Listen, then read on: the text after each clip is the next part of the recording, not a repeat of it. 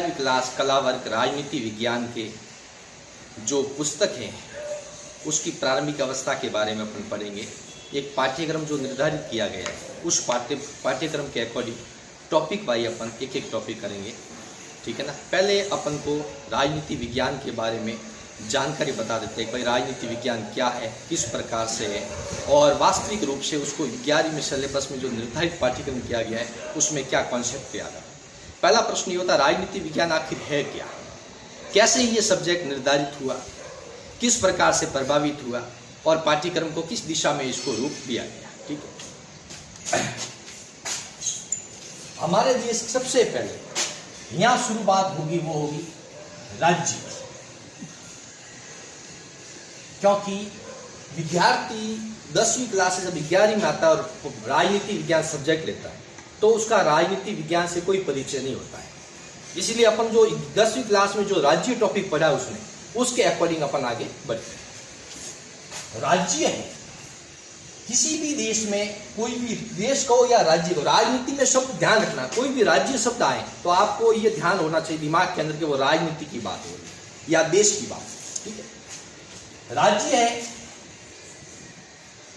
उसकी पृष्ठभूमि 4 तत्वों से तैयार होती है, यानी 4 में से एक भी तत्व कम है तो वो राज्य नहीं माना जाएगा। सबसे पहले है जनसंख्या,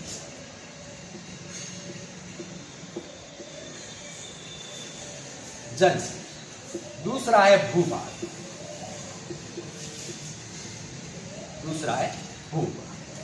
तीसरा है सरकार और चौथा है वो है संप्रभुता।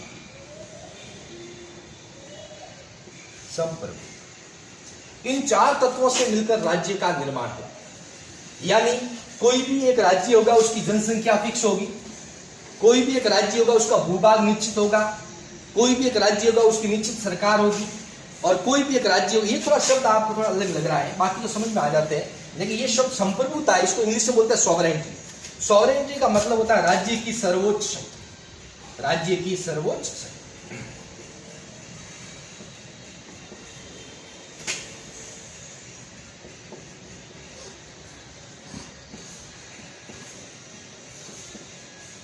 अब इस कंटेंट को थोड़ा सा ध्यान रखिए। राज्य की सर्वोच्च शक्ति है वो किसमें निहित होगी, आप दिमाग लगा सकते हो। मतदान का अधिकार किसको है, जनता को। नेता को चुनाव में खड़ा करने का, उसको नेता के रूप में मंत्री परिषद में भेजने का अधिकार किसको, जनता को। तो हमारे देश में लोकतंत्रीय व्यवस्था है, दैट इज ए डेमोक्रेसी, और लोकतंत्रीय व्यवस्था में जो राज्य की सर्वोच्च शक्ति होती है वो किसमें निहित होती है, जनता, पीपल, जनता में निहित होती है। इसीलिए जनता को राज्य का निर्माण में अहम हिस्सा प्रदान किया गया।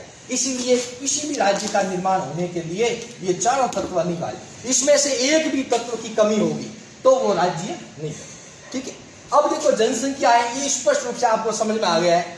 भूभाग है, ये भौगोलिक आधार हो गया, जनसंख्या भौगोलिक आधार हो गया, और संप्रभुता है और सरकार है, ये दोनों हिस्से राजनीति के हो गए। यहां देखिए, यहाँ जो शब्द सरकार है, ये सरकार आपको राजनीति पे लेके जाए, यहां से आपकी राजनीति प्रारंभ होती है। देखो मैंने राज्य से शुरू किया है, ठीक है, राज्य के मूल तत्व रखे आपके सामने चारों में, लेकिन ये आपको स्पष्ट रूप से आपको समझ में आ गए। लेकिन सरकार में क्या है, सरकार में पूरी राजनीति है। बोलते ना भाई कि सरकार है वो राजनीति है, वो तो राजनीति का काम है।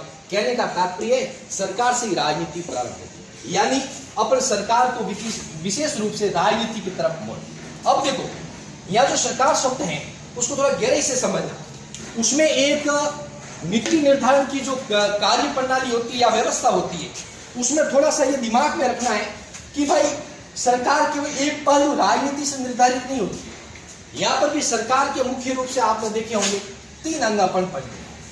सरकार के कितने अंग पढ़ते हैं, 3 अंग पढ़ते हैं। 3 अंगों के आधार पर ही व्यवस्था का निर्धारण होता है, राजनीति का निर्धारण। सबसे पहले व्यवस्था, सरकार का जो पहला अंग है वो है व्यवस्था, ठीक है। दूसरा अंग है वो है कार्यपालिका,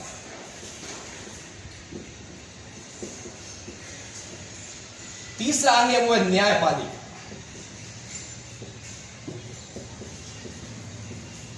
एक एक चीज को समझते रहना। देखो गहराई से पहले राज्य है, राज्य के 4 तत्व, उसमें से सरकार को मैं राजनीति में लेके आया तो सरकार के 3 अंग हो गए, व्यवस्थापिका, कार्यपालिका, न्यायपालिका। अब अपन के देश की व्यवस्था क्या भाई, राजनीति तो है, लेकिन व्यवस्था क्या है? व्यवस्था है, अब देखो आपको समझ में आ जाएगा। व्यवस्थापिका का कार्य क्या है? देश में व्यवस्था बनाना, ठीक है, यानी कोई भी नियम का निर्माण करना, कोई भी कानून का निर्माण करना, कोई भी कानून को बनाना, ये सब है व्यवस्थापिका के कार्य। कार्यपालिका किसी भी कानून जो बनाया गया है उसको अंतिम रूप देना, उसको क्रियान्वित करना, लागू करना, ये सब किसके है? कार्यपालिका, ठीक है।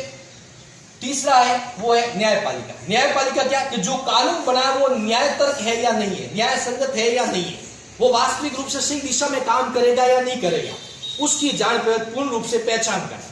ये तीनों अंग, और इन तीनों अंग से मिलकर क्या बनी है? सरकार। तो सरकार, अब देखो एक व्यापक रूप से अपन को ये समझना होगा कि सरकार शब्द हमने पढ़ा, राज्य को पढ़ा, 4 तत्व पढ़े, सरकार के 3 अंग निर्धारित किए और तीनों अंगों को हमने समझा भाई क्या क्या है, लेकिन व्यवस्था नहीं मालूम पड़ा कि भाई व्यवस्था क्या है। सिस्टम समझ में आना चाहिए भाई, ये काम कैसे करेंगे। काम करने के लिए लॉजिकली दिमाग लगाइए आप कि यहां मैंने कहा भाई कानून का निर्माण करने का कार्य, ठीक है, यहां मैंने कहा भाई लागू करने का कार्य, और यहाँ का मतलब है न्याय का, न्याय संगत है या वो नहीं है, ये पहचान करने का कार्य। तो सीधी सी बात है, हमारे देश में जो व्यवस्था है इन दो अंगों को तो पूर्ण रूप से मिला दिया गया, यानी व्यवस्थापिका और कार्यपालिका। और न्यायपालिका को क्या कर दिया? स्वतंत्र और निष्पक्ष, ठीक है। और ऐसी व्यवस्था को कहते हैं संसदात्मक व्यवस्था। जैसे अमेरिका है अध्यक्षात्मक व्यवस्था, स्विट्जरलैंड है, आप जाओगे तो वहां संघीय कार्यपालिका निर्धारित हो रही है, वहां पर व्यवस्था यही होगी, लेकिन वो कैसी होगी?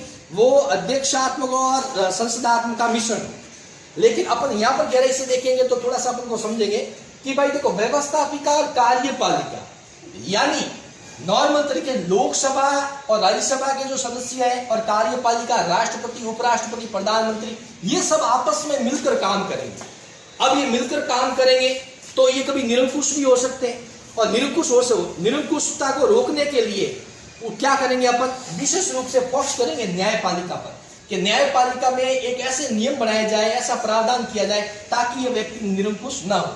इसलिए हमारी संसदात्मक व्यवस्था में व्यवस्थापिका और कार्यपालिका को तो साथ में मिला दिया है, वो मिलजुल कर कार्य करते हैं, और न्यायपालिका को अलग रखा गया है ताकि वो उनके ऊपर नजर रखे कि वो कार्य कर रहे हैं, उसमें भाई भतीजावाद, वो किसी प्रकार का पक्ष विपक्ष, किसी प्रकार का तर्क, किसी प्रकार की आलोचना, किसी प्रकार की कार्य प्रणाली को अंतिम रूप अपने पक्ष के आधार पर दे रहे हैं कि नहीं दे रहे, उसका निर्णय करेगी न्यायपालिका। तो कहने का तात्पर्य यहाँ पर एक शब्द निकला है संसदात्मक व्यवस्था, ठीक है। अब संसदात्मक व्यवस्था अपने टॉपिक में नहीं है, लेकिन समझना जरूरी, क्यों? कंटेंट हो गया, कंटेंट जब मिलता है तो वो शब्द में जब तक आपको समझ में नहीं आएगा आगे बढ़ने से कोई मतलब नहीं।